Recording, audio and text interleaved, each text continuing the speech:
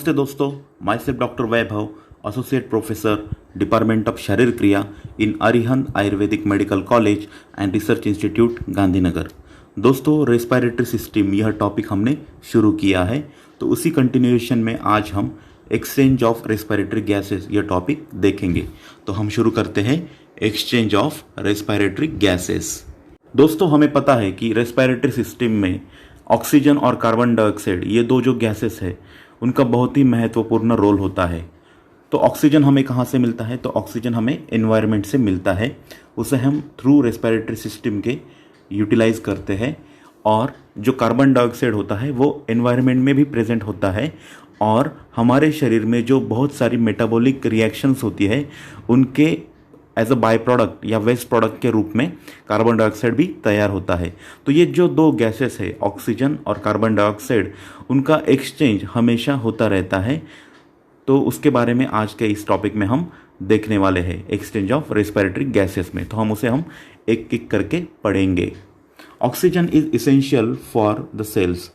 ये जो ऑक्सीजन होता है वो हमारे सेल्स के लिए या ह्यूमन बॉडी के लिए बहुत ही इसेंशियल होता है। Carbon dioxide which is produce as a waste product in cell must be expelled from cells and body. ये जो कार्बन डाइऑक्साइड प्रोड्यूस होता है, कहाँ से प्रोड्यूस होता है? As a waste product produce होता है। बहुत सारी मेटाबॉलिक रिएक्शन जो हमारे शरीर के अंदर चलती है उसके वेस्ट प्रोडक्ट के रूप में कार्बन डाइऑक्साइड प्रोड्यूस होता है।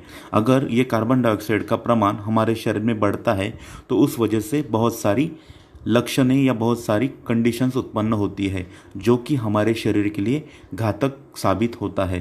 तो ये जो कार्बन डाइऑक्साइड प्रोड्यूस हो रहा है वेस्ट प्रोडक्ट के स्वरूप में, उसे शरीर से बाहर निकलना बहुत ज़रूरी होता है। So carbon dioxide which is produced as a waste product in the cells must be expelled from the cells and body. Lungs serve to exchange this two gases with blood.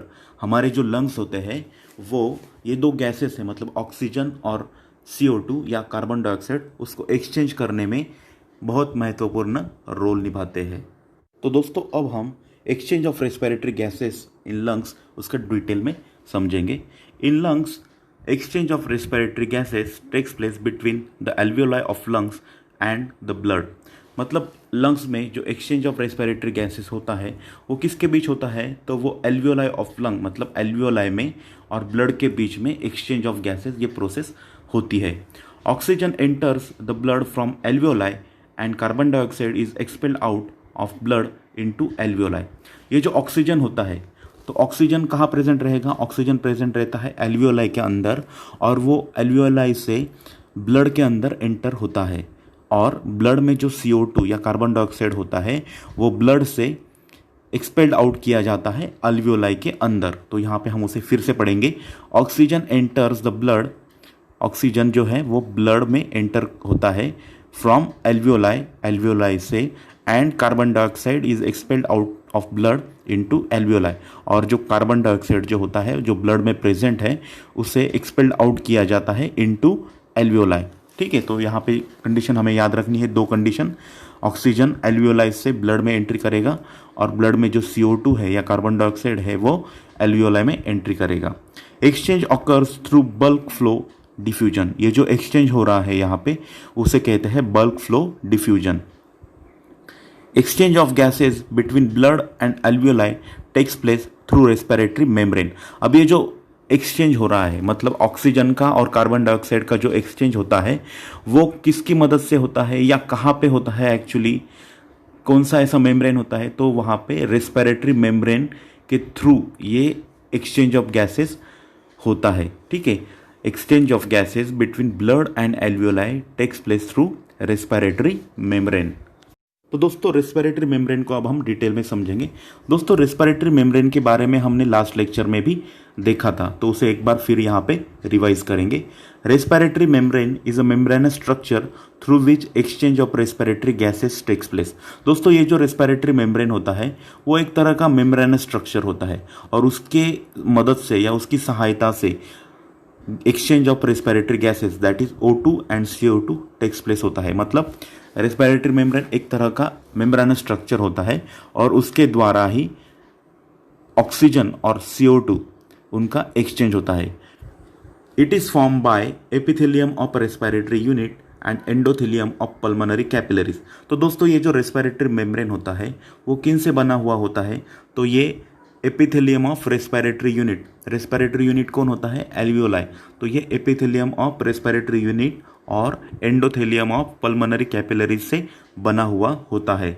Epithelium of respiratory unit is very thin layer.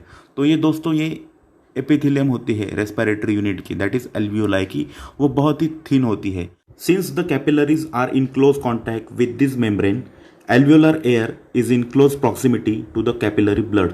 तो दोस्तों यहाँ पे जो membrane होता है उसके बहुत ही close contact में कैपिलरीज होती है, उस वजह से एल्वियोलर में जो एयर होती है वो क्लोजली रिलेटेड होती है कैपिलरी ब्लड से।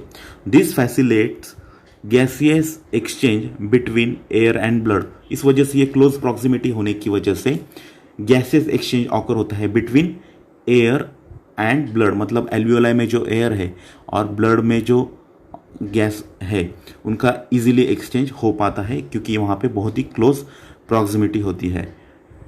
तो हम यहाँ पे देख सकते हैं रेस्पिरेटरी मेम्ब्रेन की डायग्राम बताई गई है। तो इस डायग्राम में हम देख सकते हैं कैपिलरी एंडोथेलियम है, ये बाजू में यहाँ पे ये पूरी कैपिलरी एंडोथेलियम है। यहाँ पे बेसमेंट मेम्ब्रेन होता है कैपिलरी एंडोथेलियम का, और यहाँ पे एल्वियोलर एपिथेलियम, यहाँ पे ये इंटरस्टिशियल स्पेस है।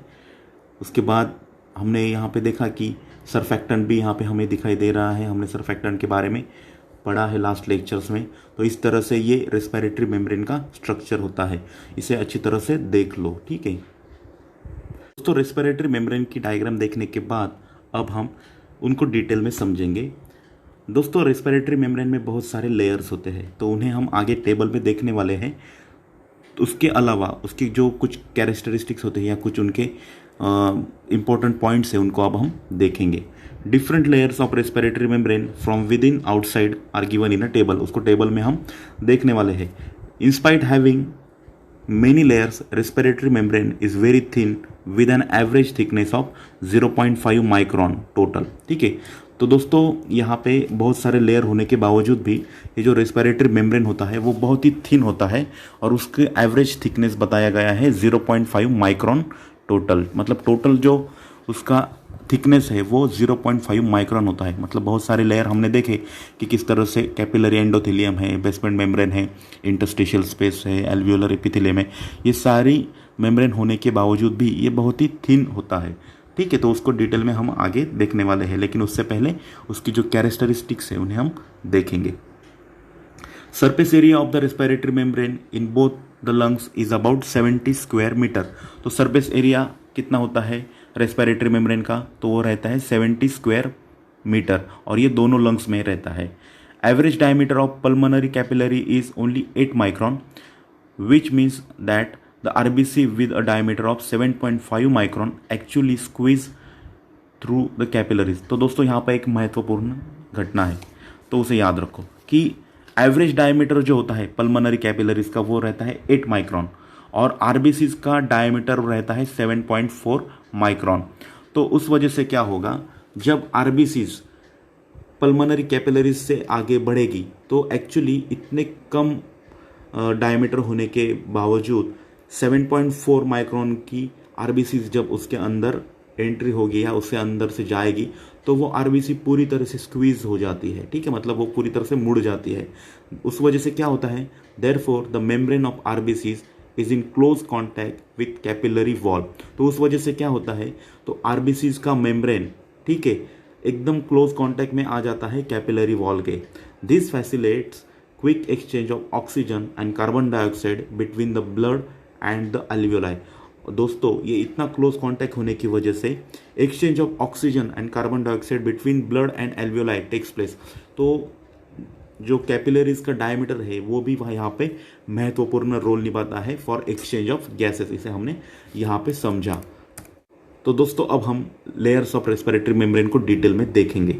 तो सबसे पहले एल्वियोलर पोर्शन में कौन से लेयर्स आते हैं, तो वहाँ पे सबसे पहले monomolecular layer of surfactant which spread over the surface of alveoli. मतलब एल्वियोलाई के ऊपर जो एक लेयर आएगा सरफेक्टेंट का वो रहेगा मोनोमोलिक्यूलर लेयर ऑफ सरफेक्टेंट, ठीक है। दूसरा लेयर होता है thin fluid layer that lines the alveoli, मतलब एल्वियोलाई के ऊपर एक थिन फ्लूइड का लेयर होता है। उसके बाद alveolar epithelial layer which is composed of epithelial cells resting on a basement membrane. तो एल्वियोलर, तो दोस्तों यहाँ पे 3 लेयर होते हैं, एक तो सरफेक्टेंट, दूसरा होता है थिन फ्लूइड लेयर, और थर्ड जो है वो एल्वियोलर एपिथेलियल लेयर, और वो जो रहता है वो बेसमेंट मेम्ब्रेन पे एल्वियोलर एपिथेलियल सेल प्रेजेंट होती है।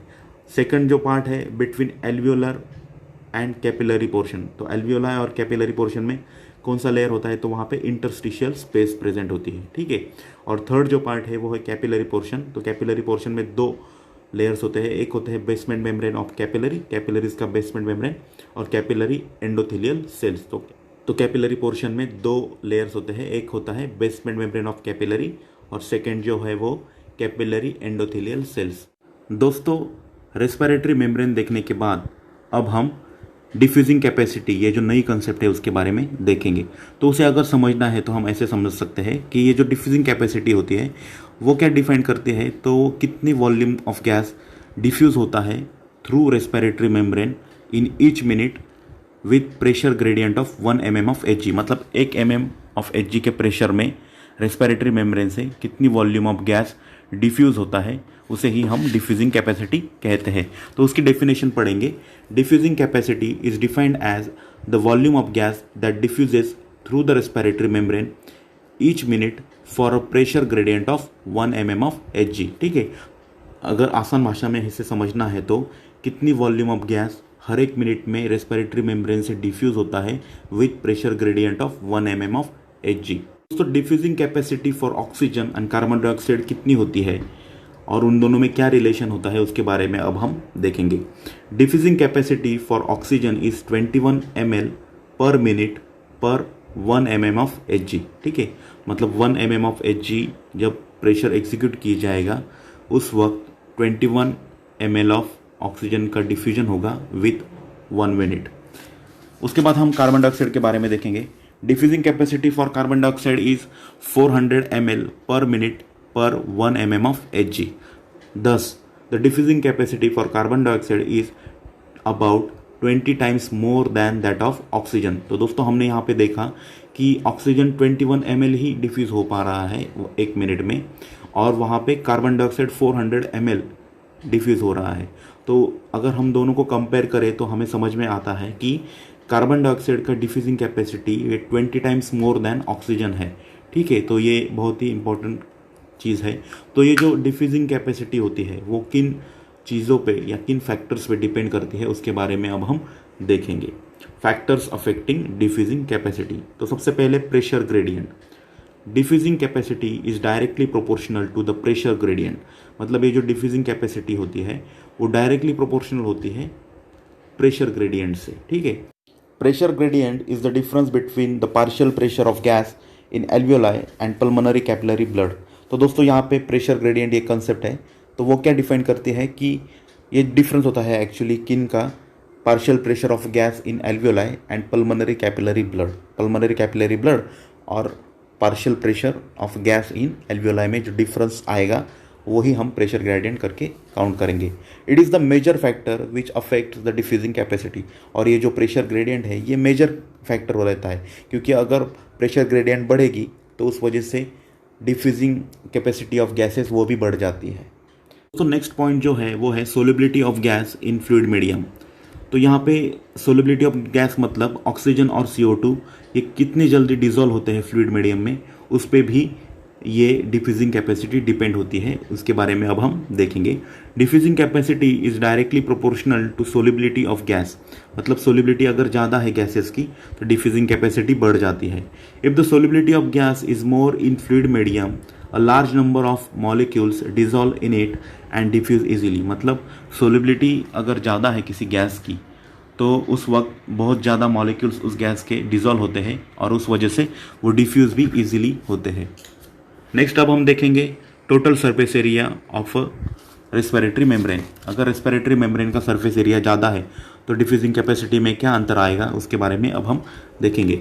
Diffusing capacity is directly proportional to the surface area of the respiratory membrane, मतलब रेस्पिरेटरी मेम्ब्रेन के सरफेस एरिया अगर ज़्यादा है तो डिफ्यूजिंग कैपेसिटी भी ज़्यादा होती है। Surface area of the respiratory membrane in each lung is about 70 square metre, इसे हमने देखा वो 70 स्क्वायर मीटर होती है। If the total surface area of respiratory membrane decreases the diffusing capacity of the gas is decrease. अगर respiratory membrane का surface area decrease होता है तो वहाँ पे भी डिफ्यूजिंग कैपेसिटी डिक्रीज होती है। Diffusing capacity is decreased in emphysema in which many of the alveoli are collapsed because of heavy smoking और oxidant gases। दोस्तों यहाँ पे एम्फेसीमा का एग्जाम्पल दिया है, लेकिन बहुत सारी ऐसी रेस्पिरेटरी डिसीजेस होती है जिनमें कि जो सरफेस एरिया होता है रेस्पिरेटरी मेम्ब्रेन का वो कम हो जाता है, और रेस्पिरेटरी मेम्ब्रेन का सरफेस एरिया कम होने की वजह से जो डिफ्यूजिंग कैपेसिटी होती है गैसेस की वो कम हो जाती है। नेक्स्ट अब हम देखेंगे molecular weight of the gas. तो मॉलिक्यूलर वेट और डिफ्यूजिंग कैपेसिटी में क्या रिलेशन है उसके बारे में अब हम देखेंगे। Diffusing capacity is inversely proportional to the molecular weight of the gas. मतलब अगर मॉलिक्यूलर वेट ज़्यादा है तो डिफ्यूजिंग कैपेसिटी डिक्रीज हो जाती है, तो ये इन्वर्सली प्रोपोर्शन होते हैं। If the molecular wait is more the density is more and the rate of diffusion is less. तो यहाँ पे उन्होंने रिलेशन बताया है कि अगर मॉलिक्यूलर वेट ज़्यादा रहेगा तो उस वक्त उस मॉलिक्यूल का या उस गैस का डेंसिटी भी बढ़ जाती है और उस वक्त रेट ऑफ डिफ्यूजन कम हो जाता है। नेक्स्ट अब हम देखेंगे थिकनेस ऑफ रेस्पिरेटरी मेम्ब्रेन। तो थिकनेस ऑफ रेस्पिरेटरी मेम्ब्रेन और डिफ्यूजन कैपेसिटी में क्या रिलेशन है उसके बारे में अब हम देखेंगे। Diffusion is inversely proportional to the thickness of the respiratory membrane. मतलब अगर रेस्पिरेटरी मेम्ब्रेन का थिकनेस बहुत ज़्यादा होता है तो उस वक्त डिफ्यूजन कम हो जाता है। More the thickness of respiratory membrane less the diffusion. ठीक है, it is because of the distance through which the diffusion takes place is long. तो दोस्तों हमने देखा था कि क्लोज कॉन्टैक्ट रहने की वजह से या थिकनेस कम होने की वजह से इजीली डिफ्यूजन होता है, लेकिन जब थिकनेस बढ़ जाता है रेस्पिरेटरी मेम्ब्रेन का तो ज़्यादा डिस्टेंस कवर करना पड़ता है डिफ्यूजन के लिए।